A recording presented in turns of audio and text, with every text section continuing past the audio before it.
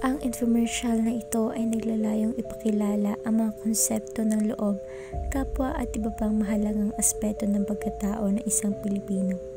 Layunin nitong magsilbing gabay upang mas maintindihan natin ang ating sarili at ang ating relasyon sa ibang tao.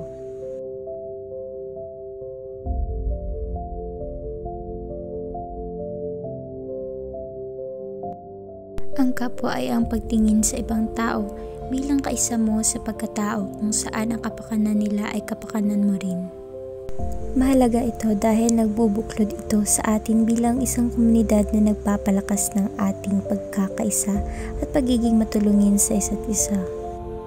Ang pananagutan ay ang pagtanggap at paggawa sa iyong mga tungkulin at obligasyon ng buong puso, hindi lang dahil kailangan kundi dahil sa pag-unawa sa bigat ng bawat kilos at desisyon. Mahalaga ito dahil nagpapakita ito ng pagiging mapagbigay at nagbubunga ng tiwala ng pundasyon ng matibay na relasyon at maunlad na pamayanan.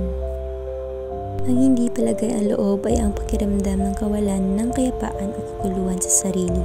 Mahalaga itong bigyang pansin dahil ito ang sinyalis ng paglabag o hindi kaya pagkaayon sa sariling paniniwala. Ang loob ay ang iyong panloob na pagkatao na naglalaman ng iyong tunay na damdamin, isipan at mga paniniwala. Mahalaga ito dahil ito ang nagsisilbing gabay sa iyong mga desisyon at nagpapakita ng iyong tunay na halaga.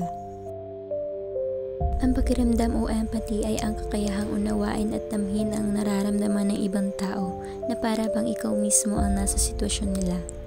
Mahalaga ito dahil nagbubuklod ito sa mga tao ng ating pagmamalasakit. Ang kulo ng dugo ay ang pakiramdam ng biglaang o hindi maipaliwanag na galit o anis na dumadaloy sa loob mo.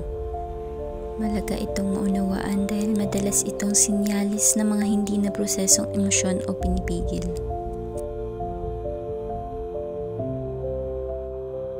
Mula sa mga konseptong ito, naway gamitin natin ang mga ito bilang gabay sa ating buhay at pagkilos, sa pag-unawa sa ating loob at kapwa, at sa pag-ako ng pananagutan.